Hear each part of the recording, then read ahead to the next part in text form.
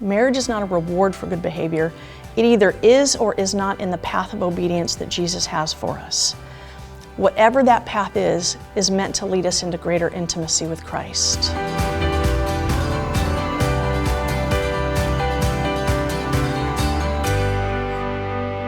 Hey Stefanie, thank you so much for your time. And you are one of the hardest people to book, schedule an interview. You travel across the states and train people. So I really thank you for your time sitting here. But how did God call you to your national level of ministry today? And I just want to hear that. Yeah, Saehee, first, thanks so much for inviting me to join you. It's a privilege and an honor. And I am the grateful fruit of Chi Alpha, the Assemblies of God University Ministry on secular campuses. I wasn't raised really in a home of faith. Occasionally we would go to church, but by the time I got to my university campus, Chi Alpha found me. And in fact, before I ever stepped foot on my campus my first day, someone from Chi Alpha was praying for me. And so I am the grateful fruit of this ministry. And over the course of the years, I have served in just about every way you could serve in Chi Alpha. I was a campus missionary in training and an associate staff, a local director, district leader, area leader, and now I have the privilege of serving in our national Chi Alpha executive ministry team as the national field director. Wow, what a journey, right? It's been fun. Right, that's awesome. It's such an honor to lead this generation of leaders, yes, not just students, but leaders, right? And they're hungry for God, and you probably see that all over. But this kind of training ministry, like equipping the saints, equipping the leaders, isn't without struggles. Just like any ministry, right? It's full of struggles sometimes. But you have a unique opportunity as a single female minister, and that also invites different kinds of struggles and challenges, but also wins. So tell us about it. As a single female minister, being single or being female, which seems to be more difficult, and how do you navigate through those challenges? Sure, it's a great question. I've always been female and I've always been single, and so it's really all I know. So it's hard sometimes to distinguish maybe what are different challenges because it really is all I know. I will say from the 30,000 foot view, I've had amazing experiences in our movement being single and being female. I didn't know, because I wasn't raised in anything really else, I didn't know that there were people who didn't affirm women in ministry, and so that was kind of news to me after I got into ministry, because this is really all I knew. So I can't totally distinguish between the two, other than to say, in general, I've had some good experiences. In general, I've had great experiences. There are always speed bumps along the way that you bump into. And I remember one time being at one of the colleges that we have here in the assemblies, and we were doing some ministry for that day on campus. And I remember seeing a flyer from a local AG church advertising that they needed a youth pastor. And they put on the flyer that they would only consider people who were married for the youth pastor position. And I remember just thinking, their view of me was that I was ineligible, and they may have had, I can imagine a couple reasons why they'd prefer someone married, but I wasn't ineligible because I lacked skill. I wasn't ineligible because I lacked character or lacked a call. Really, my obedience to the season of life that Jesus had me in is what made me ineligible in their eyes. God had not led me into marriage at that point, and so I was following Jesus as closely as I could, and for that reason, because I was single, I was not qualified in their eyes. Really, those moments like that they allow me to ask Jesus to help me to become more like him. And in fact, they remind me, anytime I've prayed a prayer asking Jesus to make me more like him, I can always directly connect those two. Those little bumps in the road, I'm like, oh yeah, Lord, I asked you to help me be more like you. And that was one of those moments. And I remember one of our young leaders told me probably 2 years ago that she had just gone through national appointment and was traveling and itinerating within her district. And a pastor, she's a single gal, pastor told her, we'll support you when you get married. And that was just a real surprise to her and to me when she shared that with me. And she responded with such grace, such character. And I think those moments, those bumps in the road, which don't come often, They give us the opportunity to become more like Christ. And really, they remind us, that's okay. God has called me to this work. God has called me, and I'm going to obey Him. I'm going to follow Him closely. Occasionally, they press that little place that feels perhaps like a little bruise of loneliness or a little bruise of insecurity. Once again, it's something to offer to Jesus and let Him work in our hearts. And again, as a whole, those things don't come often, but sometimes when they come, they're a little bit surprising. And you just say, okay, Jesus, I'm going to hold your hand a little tighter here. Yeah. I love your analogy.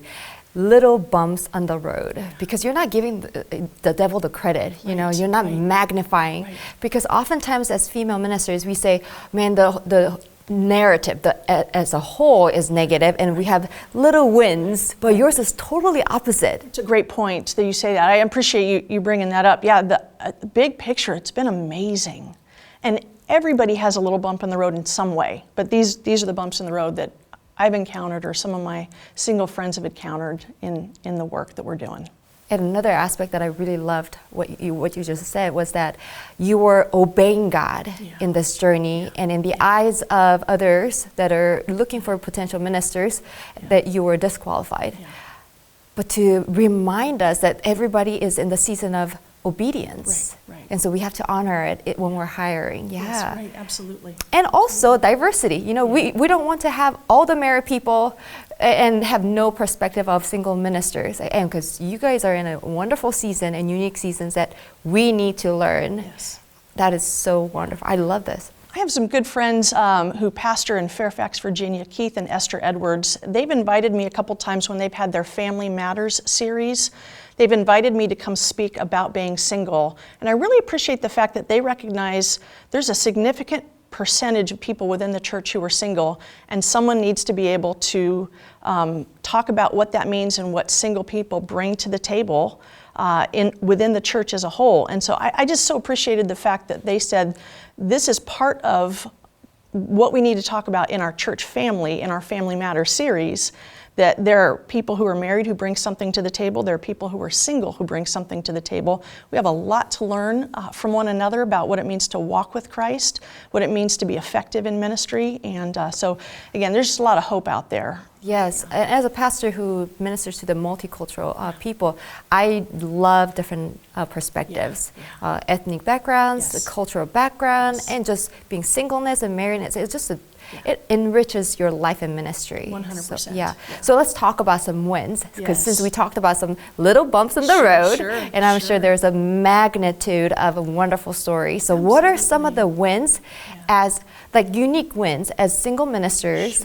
The opportunities that you have because you're single and female. So tell me about that. Absolutely. There are a lot of wins really along the way. And I think one of the things I appreciate is that when I am viewed by a lot of people as someone in ministry, I am viewed as a minister in my own right. And that's something I appreciate. I've had a lot of friends over the years, especially women who were single and in ministry. When they got married, what they later shared with me was they felt like they ended up kind of being viewed as taking a back seat to their husbands. I've had some young women say, I've been in ministry, I'm credentialed, and as soon as I got married, I was not viewed as a minister in my own right. And my heart just aches, as I think about these amazing women who, the Lord just uses them. I think one of the blessings that comes with being single is I'm viewed as a minister in my own right for what I bring to the table. I think sometimes those of us who are single, we can be viewed in kind of a monolithic way as if we're only ministers, I think that's one of the things that is helpful to remember, that yes, I'm a minister, but I'm a daughter and I'm a sister and I'm a friend and I love the arts and all these things. And so it's good to remember that we're multidimensional people, but there is something about people feeling like she as a single minister, she brings something to the table, and that's been really good. There is some flexibility with my schedule that perhaps some of my married friends don't have. I've seen over the years, sometimes people say, well, single people have more time. I wouldn't say we have more time, I'd say we have more flexible time. I don't need to be home at a certain time to make sure kids are in bed or whatever. So my time is a little bit more flexible. On the other hand, there have been countless times when I've come home from a long ministry trip, the taxi has dropped me off in front of my home. Instead of going home, I go straight to my car to run to the store to get food because I don't have any food in the house for the morning. And so what we do as single people, we have a little bit more flexibility in terms of how our time is. We just have to fill it in different ways. But what that's allowed me to do is just to make some decisions about trips and traveling. I spend a lot of time on the road, and I love being available to serve our Chi Alpha missionaries. I mean, I love it.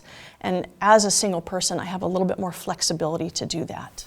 What a gift. That flexibility as a mom of 3 children, all under the age of 15 and wearing multiple hats, that is something that I aspire to have and do one of these days, and having that freedom. There was another episode we talked about creating space and time management, because a lot of the women in ministry, if you're married, just to create space to relax is a challenge sometimes, but having the flexibility is such a gift. Yeah. Absolutely. So speaking of that, just unique wins and challenges. You're single, I'm married, and I'm sure there's a lot of us like that here in the kingdom of God.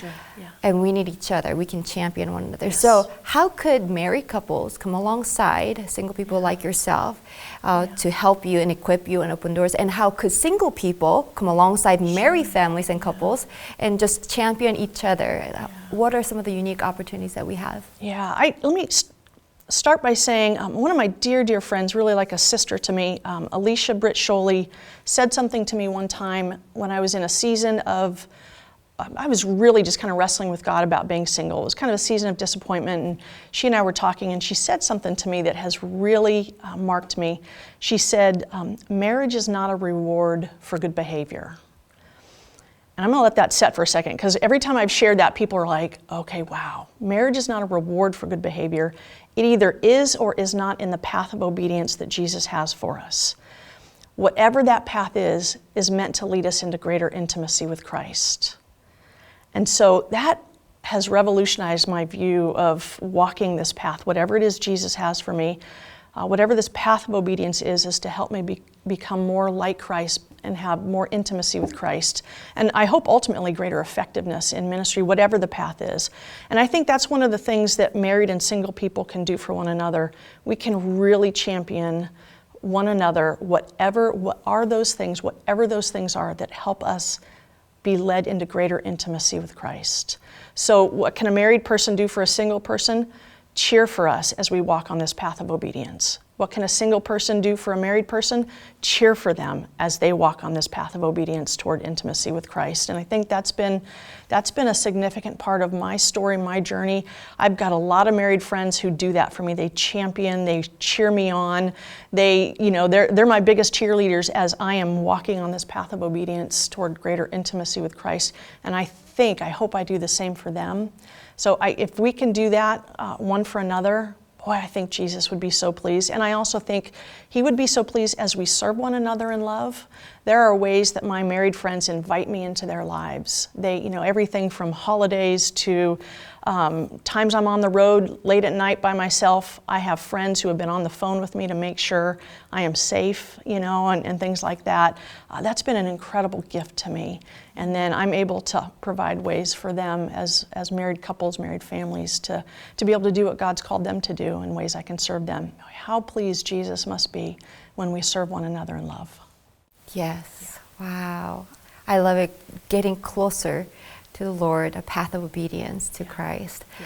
So tell us about just maybe one example. What are some of the things, like maybe one of the things that you've done with married couples or families that really yes, that is something that filled my void, and I love it, and I felt closer to God, and something that you've done for the married couples, and it kind of gave them this joy and fulfillment in their journey with God. Yeah, I think just first of all, being invited into being part of a family.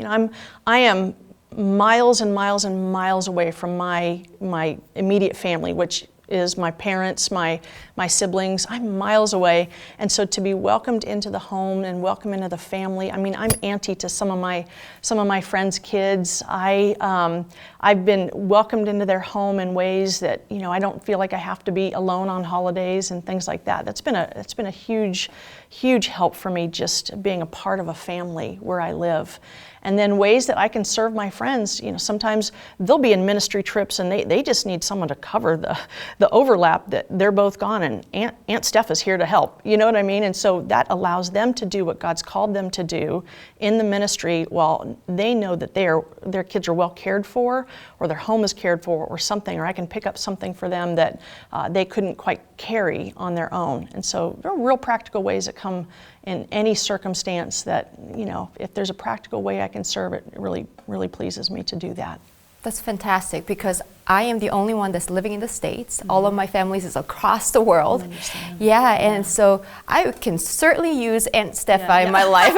Okay, somebody else. Yeah, Aunt Steph is coming over. Yeah, I know. I mean, I'm saying, like, yes, we can really help one another. We can help one another. Yeah, and God, everybody's in a unique season, and I love it, and everything is about obedience. Obedience and intimacy. Obedience and intimacy with Christ, yeah. Stefanie, thank you so much for, first of all, your obedience to God, and your love for people, and just your joy that you bring and influence, not just here where you live, but really across this nation. And I know that influence reaches beyond around the world. Thank you, friend. So thank you. I love you. Love you, friend. Yeah, we'll just Thank you. continue to talk and cheer each other on. Amen. Yeah. Thank you, friend.